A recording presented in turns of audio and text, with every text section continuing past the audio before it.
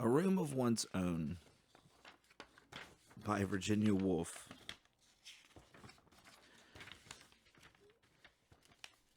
A Room of One's Own. Footnote.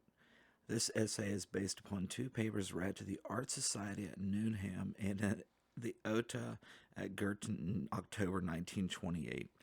The papers were too long to be read in full and have since been altered and expanded. A Room of One's Own, Chapter 1. But you may say, we ask you to speak about women in fiction. What has that got to do with a room of one's own? I will try to explain. When you asked me to speak about women in fiction, I sat down on the banks of a river and began to wonder what the words meant. They might mean simply a few remarks about Fanny Burney, a few more about Jane Austen, a tribute to the Brontes, and a sketch of Haworth Parsonage under snow, some witticisms, if possible, about Miss Mitford, a respectful allusion to George Eliot, a reference to Mrs. Gaskell, and one would have done. Excuse me. But at second sight, the words seem not so simple. The title women in fiction might mean, and you may have meant it to mean, women and what they are like. Or it might mean women and the fiction that they write. Or it might mean women and the fiction that is written about them. Or it might mean that somehow all three are inextricably mixed together, and you want me to consider them in that light. But when I began to consider the subject in this last way, which seemed the most interesting, I soon saw that it had one fatal drawback. I should never be able to come to a conclusion. I should never be able to fulfill what is, I understand, the first duty of a lecturer: to hand you, after an hour's discourse, a nugget of pure truth to wrap up between the pages of your notebooks and keep on the mantelpiece forever. All I could do was to offer you an opinion upon one minor point. A woman must have money and a room of her own if she is to write fiction. And that, as you will see, leaves the great problem of the true nature of woman and the true nature of fiction unsolved. I have shirked the duty of coming to a conclusion upon these two questions. Women in fiction remain, so far as I am concerned, unsolved problems. But in order to make some amends, I am going to do what I can to show you how I arrived at this opinion about the room and the money. I am going to develop in your presence as fully and freely as I can the train of thought which led me to think this. Perhaps, if I lay bare the ideas, the prejudices that lie behind this statement, you will find that they have some bearing upon women and some upon fiction. At any rate, when a subject is highly controversial, and any question about sex is that, one cannot hope to tell the truth. One can only show how one came to hold whatever opinion one does hold. Fair. One can only give one's audience the chance of drawing their own conclusions as they observe the limitations, the prejudices, the idiosyncrasies of the speaker. Fiction here is likely to contain more truth than fact. Therefore, I propose making use of all the liberties and licenses of a novelist to tell you the story of the 2 days that preceded my coming here. How, bowed down by the weight of the subject which you have laid upon my shoulders, I pondered it and made it work in and out of my daily life. I need not say that what I am about to describe has no existence. Oxbridge is an invention. So is Fernham. Quote unquote, I is only a convenient term for somebody who has no real being. Lies will flow from my lips, but there may perhaps be some truth mixed up with them. It is for you to seek out this truth and decide whether any part of it is worth keeping. If not, you will of course throw the whole of it into the waste paper basket and forget all about it.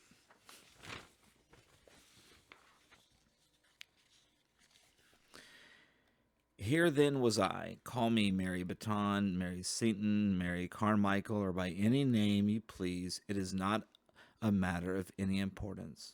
Sitting on the banks of a river a week or two ago in fine October weather, lost in thought. That collar I have spoken of, women in fiction, the need of coming to some conclusion on a subject that raises all sorts of prejudices and passions, bowed my head to the ground. To the right and left bushes of some sort, golden and crimson, glowed with the color, even it seemed burnt with the heat of fire. On the further bank, the willows wept in perpetual lamentation, their hair about their shoulders. The river reflected whatever it chose of sky and bridge and burning tree, and when the undergraduate had oared his boat to the reflections, they closed again completely, as if he had never been. There, one might have set the clock round, lost in thought. Thought, to call it by a prouder name than it deserved, had let its line down into the stream. It swayed, minute after minute, hither and thither among the reflections and the weeds, letting the water lift it and sink it until, you know the little tug, the sudden conglomeration of an idea at the end of one's line, and then the cautious hauling of it in, and the careful laying of it out? Alas! Laid on the grass, how small, how insignificant this thought of mine looked. The sort of fish that a good fisherman puts back into the water so that it may grow fatter and may be one day worth cooking and eating. I will not trouble you with that thought now, though if you look carefully, you may find it for yourselves in the course of what I am going to say. But however small it was, it had, nevertheless, the mysterious property of its kind. Put back into the mind, it became at once very exciting and important, and as it darted and sank and flashed hither and thither, set up such a wash and tumult of ideas that it was impossible to sit still. It was thus that I found myself walking with extreme rapidity across a grass plot. Instantly, a man's figure rose to intercept me. Nor did I at first understand that the gesticulations of a curious-looking object in a cutaway coat and evening shirt were aimed at me. His face expressed horror and indignation. Instinct, rather than a reason, came to my help. He was a beetle. I was a woman. This was the turf. There was the path. Only the fellows and scholars are allowed here. The gravel is the place for me. Such thoughts were the work of a moment. As I regained the path, the arms of the beetle sank. His face assumed its usual repose. And though turf is better walking than gravel, no very great harm was done. The only charge I could bring against the fellows and scholars of whatever the college might happen to be was that in protection of their turf, which had been rolled for 300 years in succession, they had sent my little fish into hiding.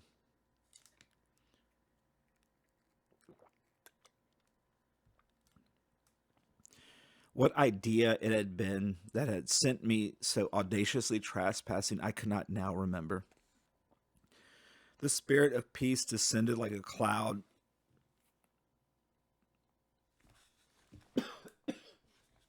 from heaven. Sorry, folks. For the spirit of peace dwells anywhere. It is in the courts and quadrangles of Oxbridge on a fine October morning. Strolling through those colleges past those ancient halls, the roughness of the present seemed smoothed away.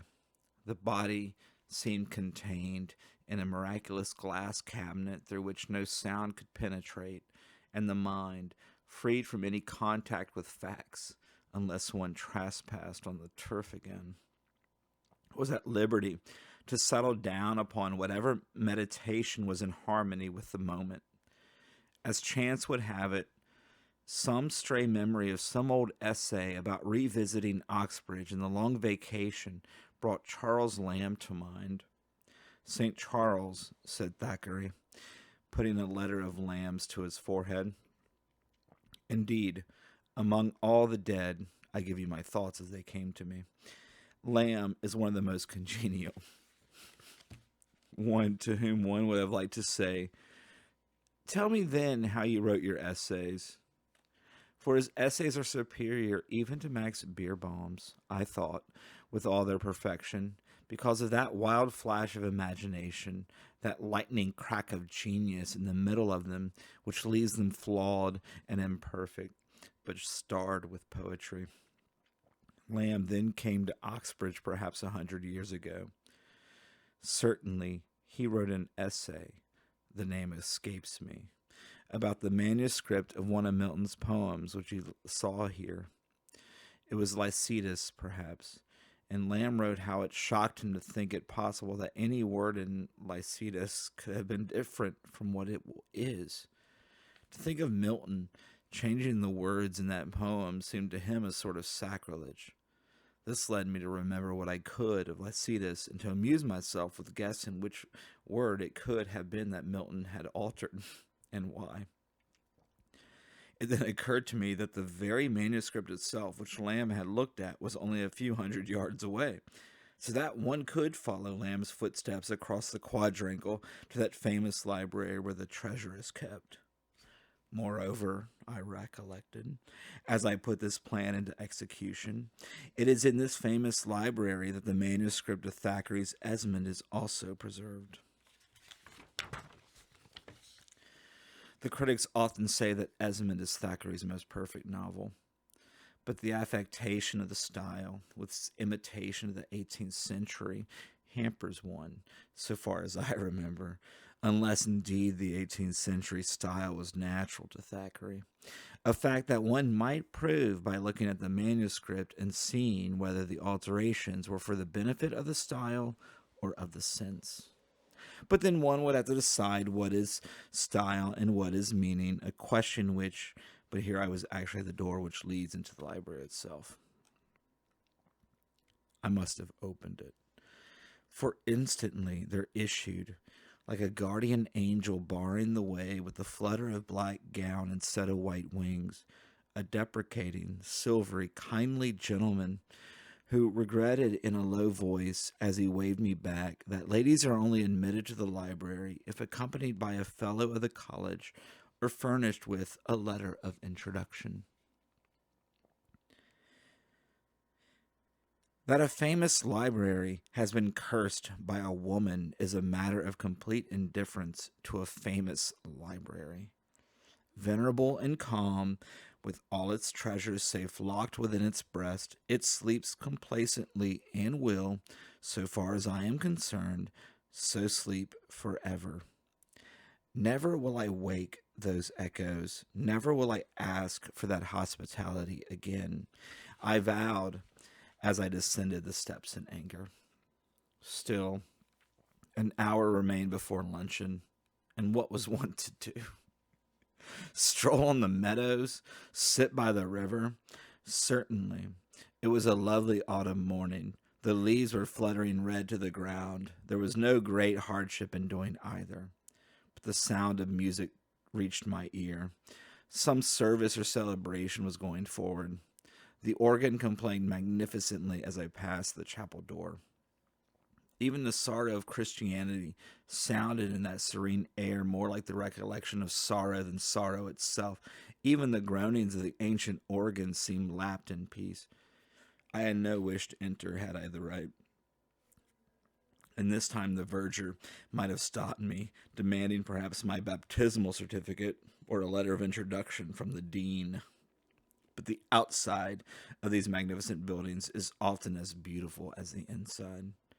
Moreover, it was amusing enough to watch the congregation assembling, coming in and going out again, busying themselves at the door of the chapel like bees at the mouth of a hive. Many were in cap and gown. Some had tufts of fur on their shoulders. Others were wheeled in bath chairs. Others, though not past middle age, seemed creased and crushed into shapes so singular that one was reminded of those giant crabs and crayfish who having who heave with difficulty across the sand of an aquarium. As I leant against the wall, the university indeed seemed a sanctuary in which were preserved rare types which would soon be obsolete if left to fight for existence on the pavement of the Strand. Old stories of old deans and old dons came back to mind, but before I had summoned up courage to whistle, it used to be said that at the sound of a whistle old professor instantly broke into a gallop. The venerable congregation had gone inside. The outside of the chapel remained. As you know, its high domes and pinnacles can be seen, like a sailing ship always voyaging, never arriving, lit up at night, invisible for miles far away from the hills. Once, presumably, this quadrangle with its smooth lawns, its massive buildings, and the chapel itself was marsh too, where the grasses waved and the swine rootled. Teams of horses and oxen, I thought, must have hauled the stone in wagons from far counties, and then with infinite labor the gray blocks in whose shade I was now standing were poised in order one on top of another, and then the painters brought their glass for the windows, and the masons were busy for centuries up on that roof with putty and cement, spade and trowel. Every Saturday somebody must have poured gold and silver out of a leathern purse into their ancient fists, for they had had their beer and skittles, presumably of an evening. An unending stream of gold and silver, I thought, must have flowed into this court perpetually to keep the stones coming and the masons working, to level, to ditch, to dig, and to drain. But it was then the age of faith, and money was poured liberally to set these stones on a deep foundation. And when the stones were raised, still more money was poured in from the coffers of kings and queens and great nobles to ensure that hymns should be sung here and scholars taught. Lands were granted, tithes were paid, and when the age of faith was over and the age of reason had come, still the same flow of gold and silver went on. Fellowships were founded, lectureships endowed.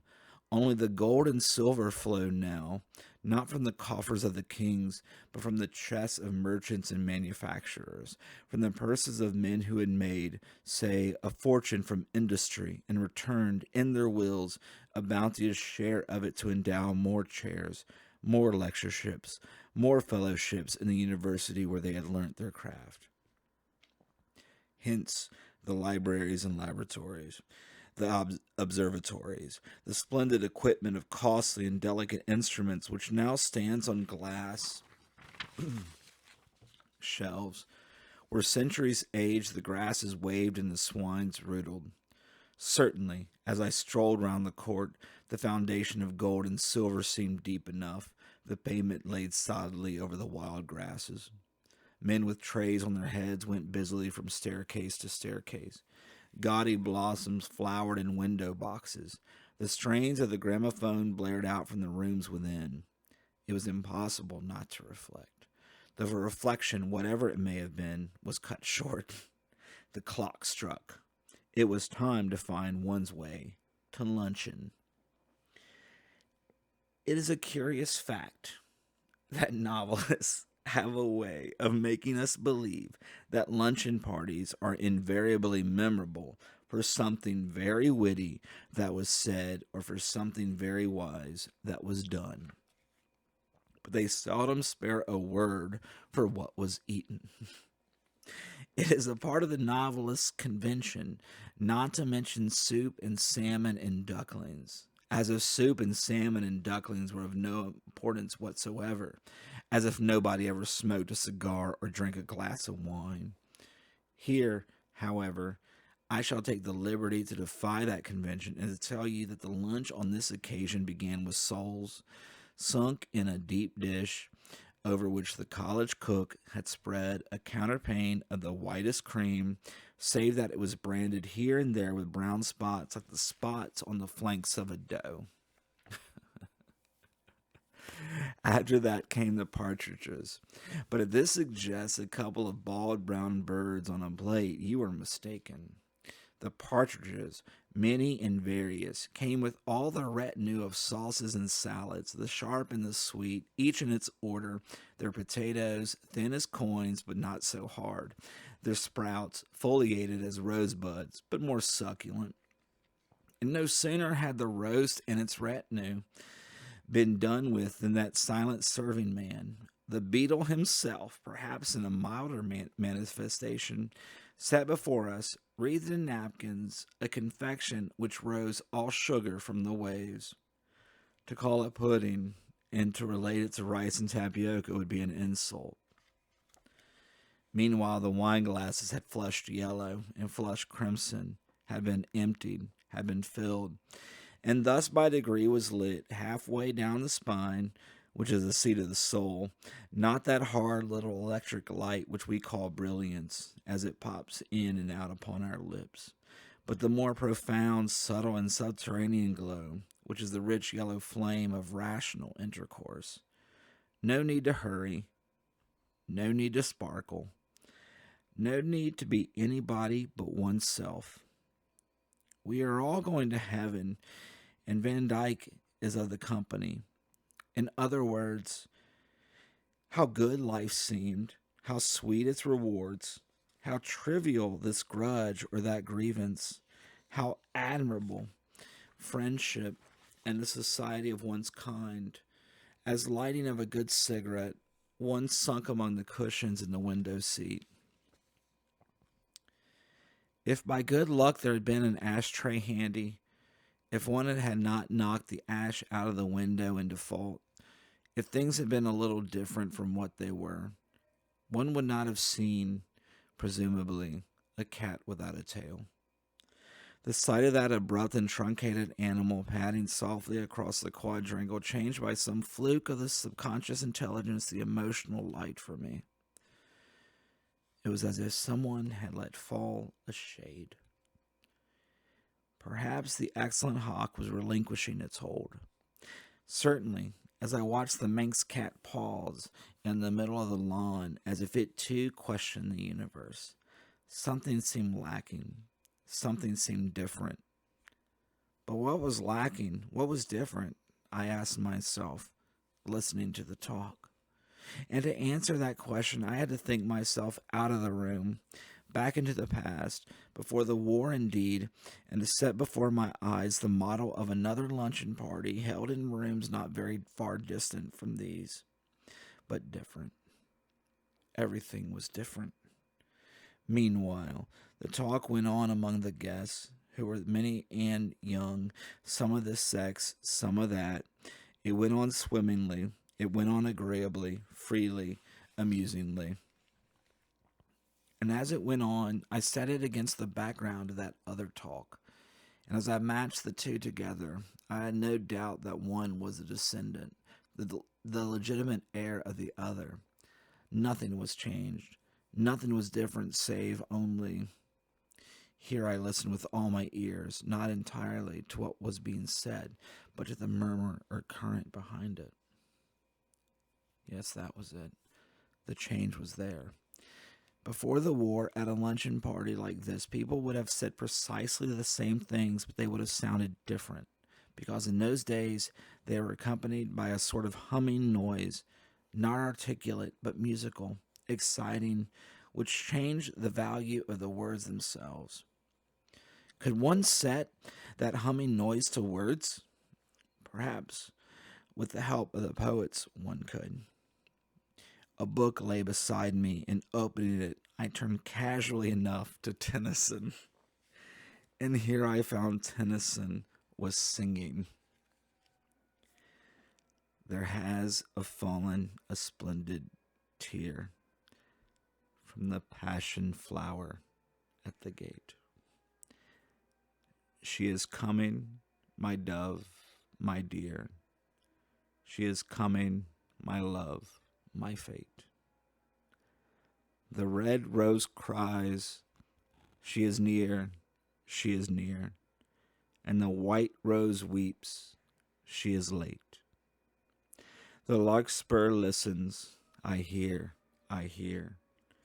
And the lily whispers, I wait. Was that what men hummed at luncheon parties before the war? And the women? Another quote. My heart is like a singing bird whose nest is in a watered shoot. My heart is like an apple tree whose boughs are bent with thick-set fruit.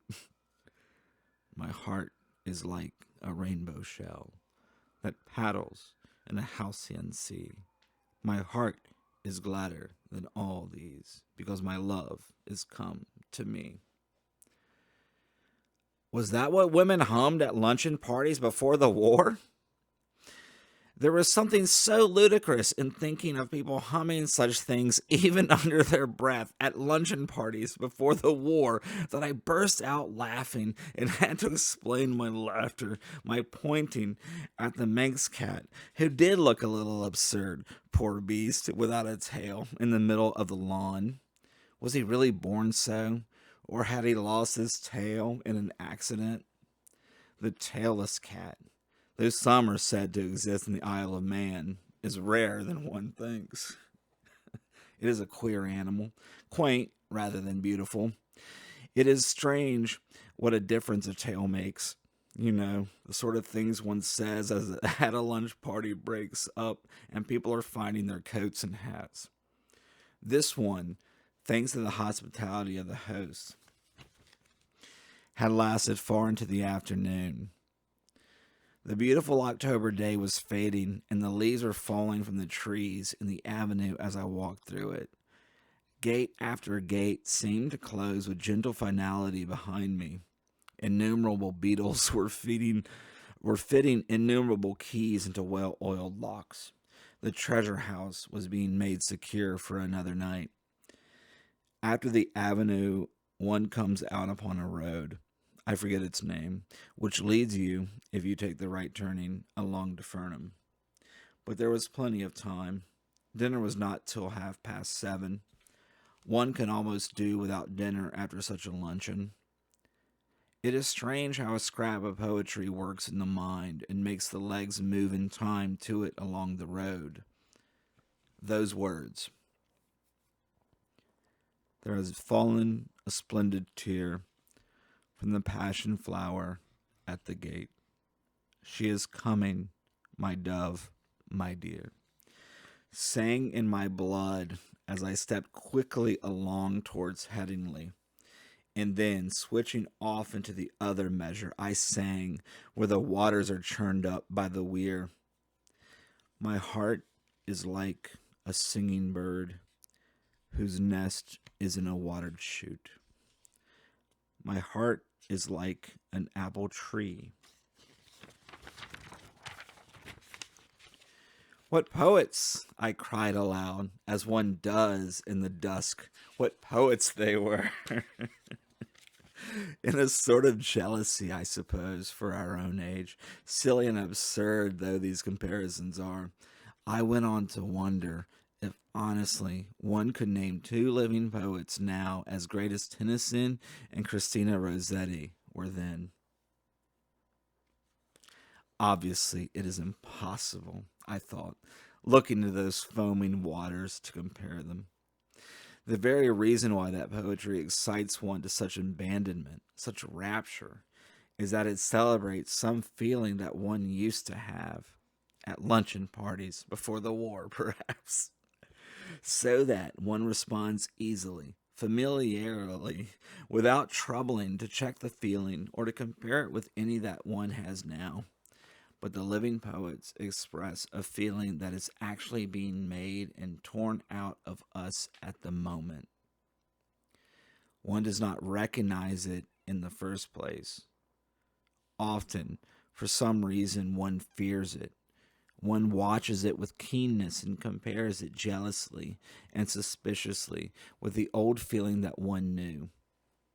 Hence, the difficulty of modern poetry.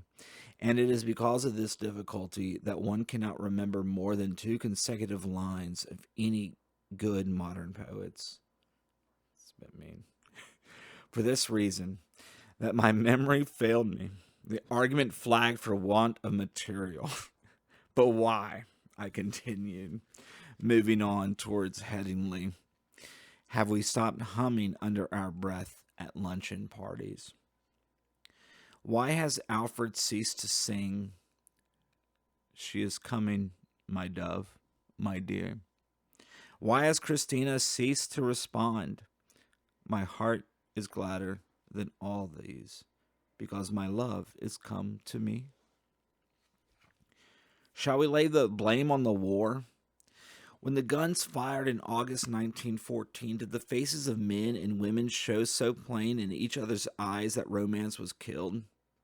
Certainly, it was a shock, to women in particular, with their illusions about education and so on, to see the faces of our rulers in the light of the shell fire.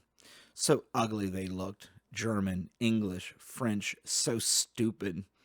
But lay the blame where one will, on whom one will, the illusion which inspired Tennyson and Christina Rossetti to sing so passionately about the coming of their loves is far rarer now than then.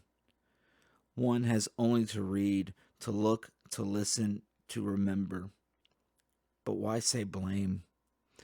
Why, if it was an illusion, not praise the catastrophe, whatever it was, that destroyed illusion and put truth in its place? For truth. ... Those dots mark the spot where, in search of truth, I missed the turning up to Fernham. Yes, indeed. Which was truth, and which was illusion, I asked myself. What was the truth about these houses, for example, dim and festive now with their red windows in the dusk, but raw and red and squalid, with their sweets and their bootlaces, at 9 o'clock in the morning, and the willows and the river and the gardens that run down to the river, vague now with the mist stealing over them, but gold and red in the sunlight, which was the truth, which was the illusion about them. I spare you the twists and turns of my cogitations, for no conclusion was found on the road to Headingley, and I ask you to suppose that I soon found out my mistake about the turning and retraced my steps to Fernham. As I have said already that it was an October day, I dare not forfeit your respect, and imperil the fair name of fiction by changing a season and describing lilacs hanging over garden walls, crocuses, tulips, and other flowers of spring. Fiction must stick to facts, and the truer the facts, the better the fiction, so we are told.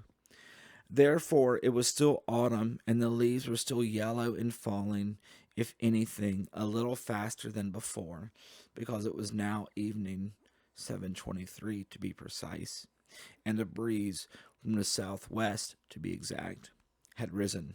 But for all that, there was something odd at work. My heart is like a singing bird, whose nest is in a watered shoot. My heart is like an apple tree, whose boughs are bent with thick-set fruit. Perhaps the words of Christina Rossetti were partly responsible for the folly of the fancy. It was nothing, of course, but a fancy, that the lilac was shaking its flowers over the garden walls, and the brimstone butterflies were scudding hither and thither, and the dust of the pollen was in the air. A wind blew, from what quarter I know not, but it lifted the half-grown leaves so that there was a flash of silver gray in the air. It was the time between the lights when colors undergo their intensification, and purples and golds burn in window panes like the beat of an excitable heart, when for some reason the beauty of the world revealed and yet soon to perish. Here I pushed into the garden, for unwisely the door was left open and no beetles seemed about. The beauty of the world, which is so soon to perish, has two edges, one of laughter, one of anguish, cutting the heart asunder. The gardens of Fernham lay before me in the spring twilight, wild and open, and in the long grass, sprinkled and carelessly flung, were daffodils and bluebells, not orderly perhaps at the best of times, and now wind-blown and waving as they tugged at their roots. The windows of the building, curved like ship's windows among generous waves of red brick, changed from lemon to silver under the flight of the quick spring clouds. Somebody was in a hammock, somebody. But in this light they were phantoms only, half guessed, half seen, raced across the grass. Would no one stop her? And then on the terrace, as if popping out to breathe the air, to glance at the garden, came a bent figure, formidable yet humble, with her great forehead and her shabby dress. Could it be the famous scholar? Could it be J. H. herself? All was dim, yet intense too, as if the scarf which the dusk had flung over the garden were torn asunder by star or sword, the flash of some terrible reality leaping, as its way is, out of the heart of the spring for youth. Here was my soup. Dinner was being served in the great dining hall. Far from being spring, it was in fact an evening in October. Everybody was assembled in the big dining room. Dinner was ready. Here was the soup. It was a plain gravy soup. There was nothing to stir the fancy in that. One could have seen through the transparent liquid any pattern that there might have been on the plate itself. But there was no pattern. The plate was plain. Next came beef, with its attendant greens and potatoes, a homely trinity, suggesting the rumps of cattle in a muddy market, and sprouts curled and yellowed at the edge, and bargaining and cheapening, and women with string bags on Monday morning. There was no reason to complain of human nature's daily food, seeing that the supply was sufficient, and coal miners doubtless were sitting down to less. Prunes and custards followed.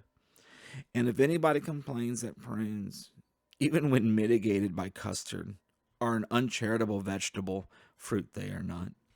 Stringy as a miser's heart, and exuding a fluid such as might run in misers' veins, who have denied themselves wine and warmth for 80 years, and yet not given to the poor. He should reflect that there are people whose charity embraces even the prune.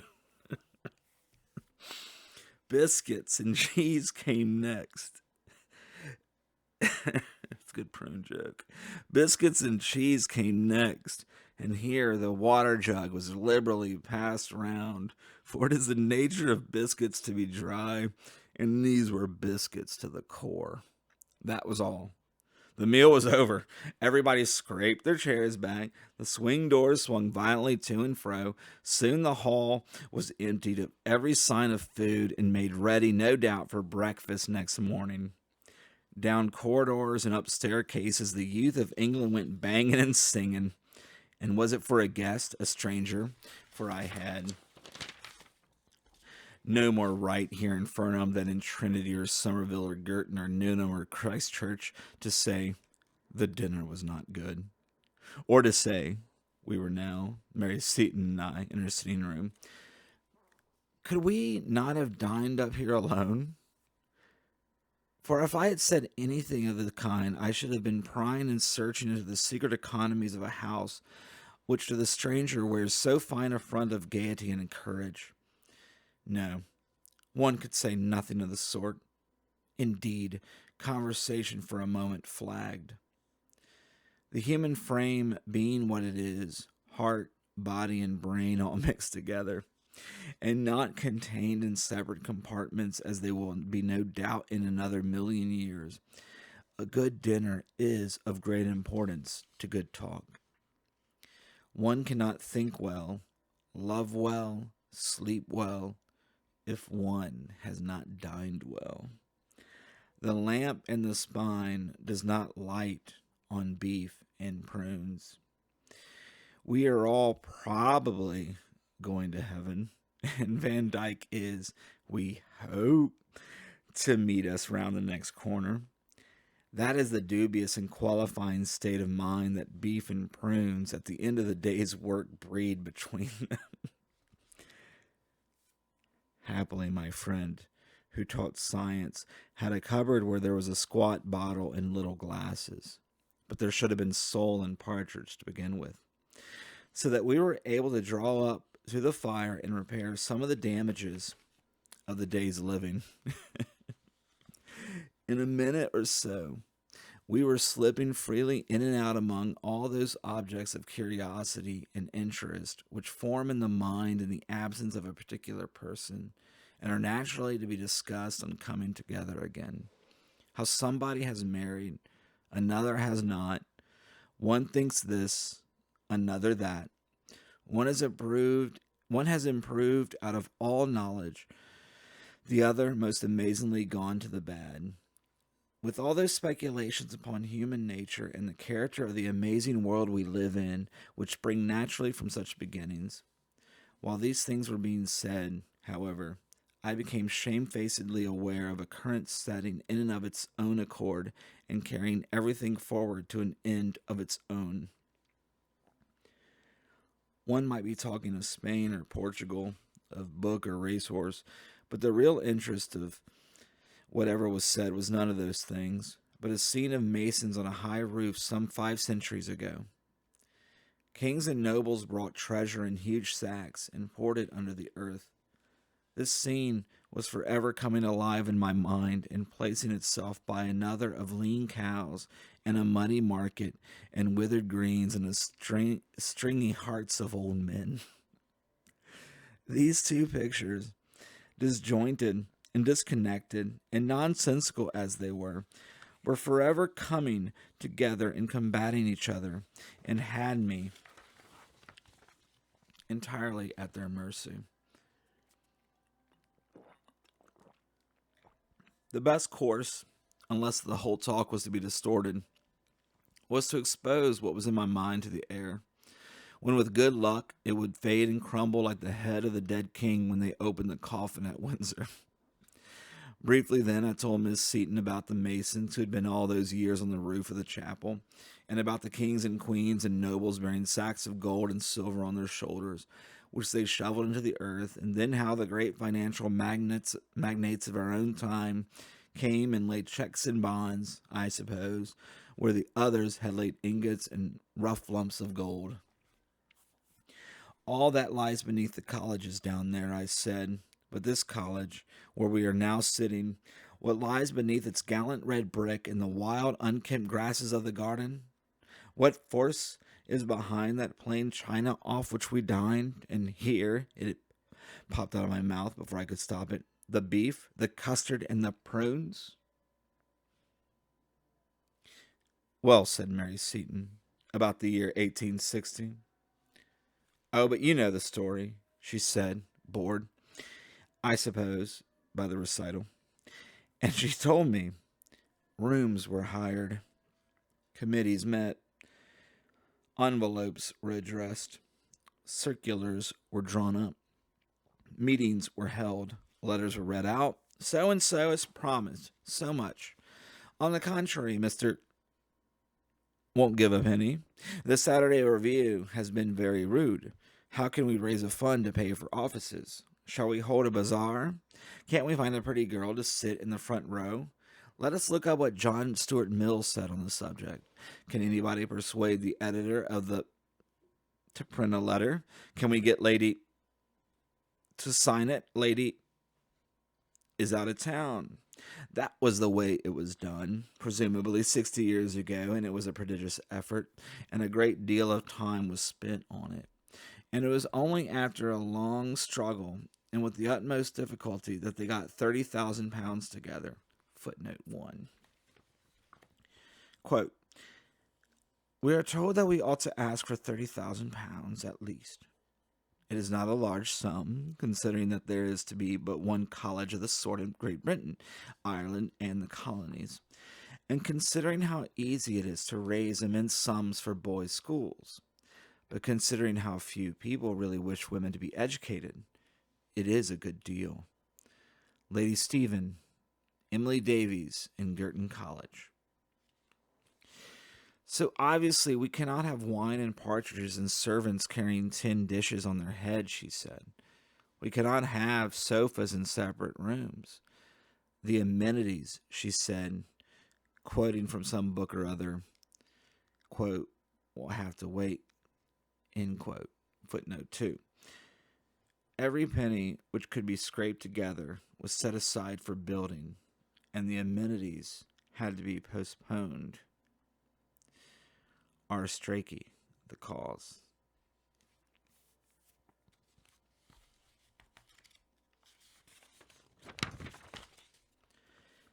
At the thought of all those women working year after year and finding it hard to get £2,000 together,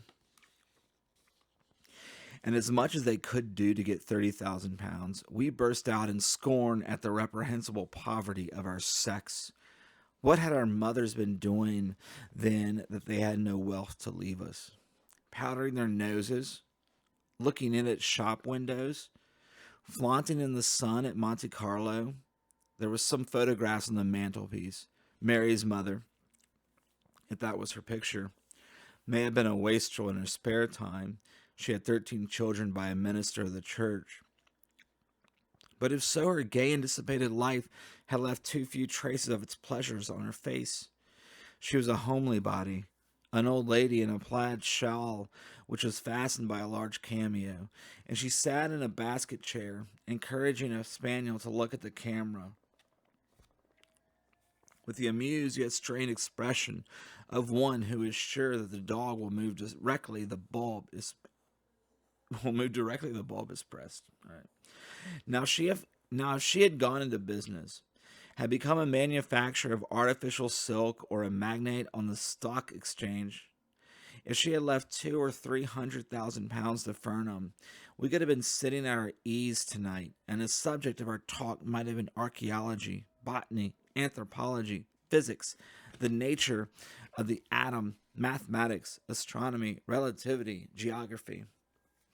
If only Mrs. Seton and her mother before her had learnt the great art of making money and had left their money, like their fathers and their grandfathers before them, to found fellowships and lectureships and prizes and scholarships appropriated to the use of their own sex, we might have dined very tolerably up here alone, off a bird and a bottle of wine. We might have looked forward without undue confidence to a pleasant and honorable lifetime spent in the shelter of one of the liberally endowed professions.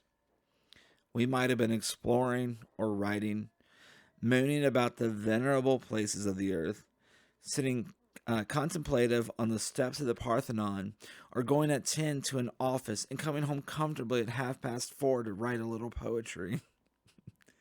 Only if Mrs. Seton and her like had gone into business at the age of 15, there would have been, that was the snag in the argument, no Mary.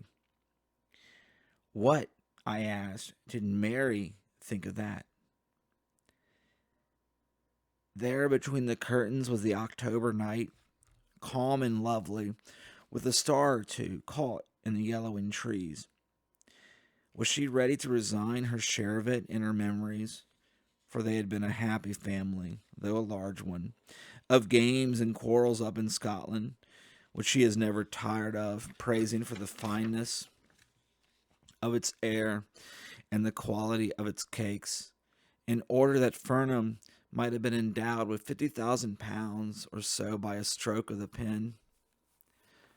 For to endow a college would necessitate the suppression of families altogether. Making a fortune and bearing 13 children, no human being could stand it. Consider the facts, we said.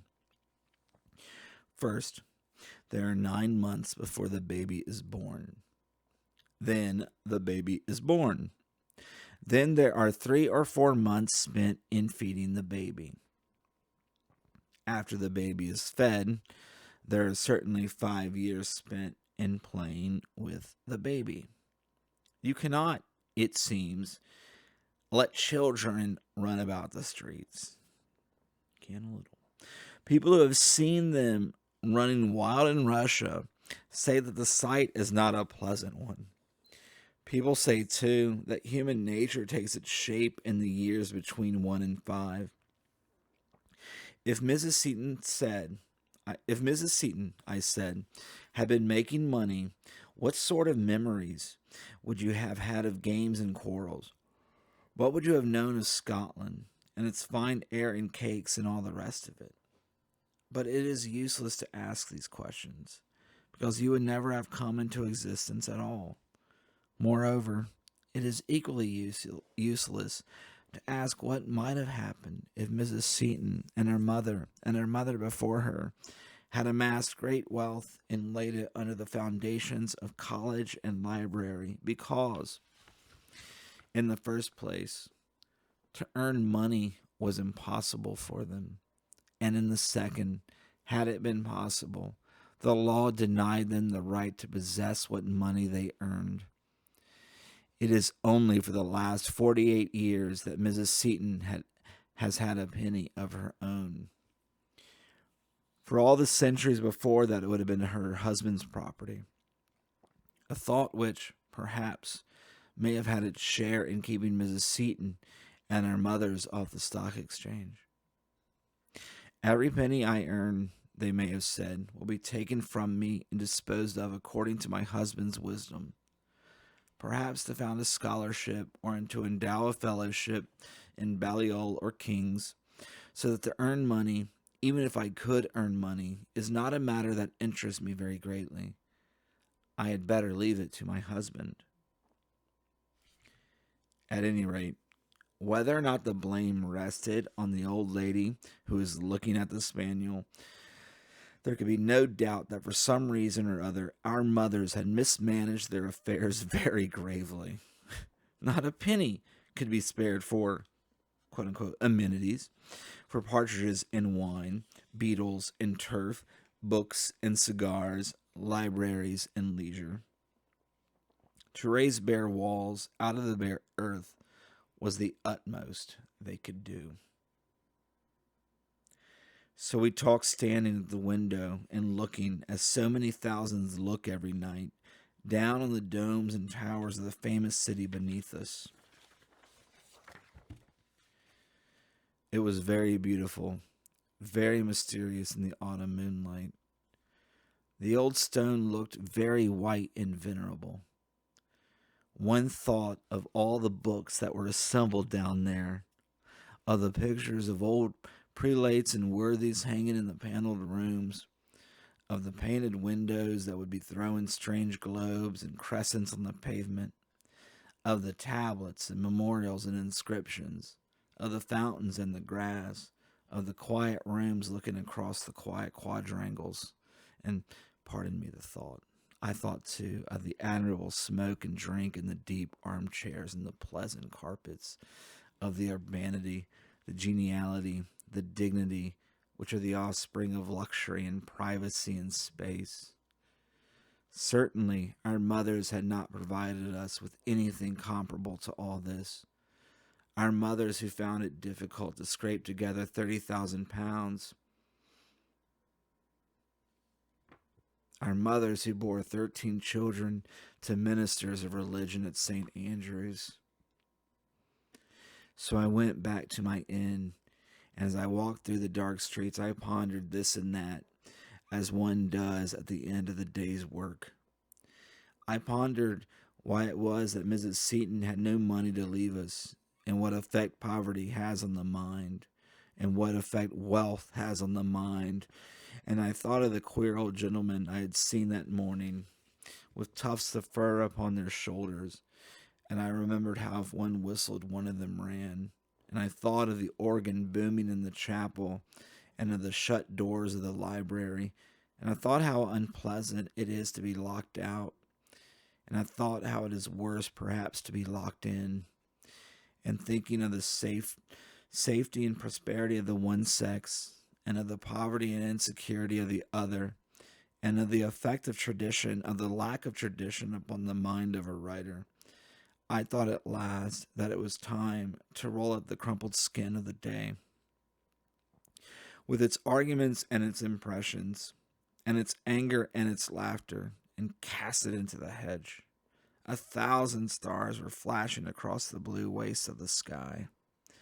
One seemed alone with an inscrutable society. All human beings were laid asleep, prone, horizontal, dumb. Nobody seemed stirred in the streets of Oxbridge. Even the door of the hotel sprang open at the touch of an invisible hand.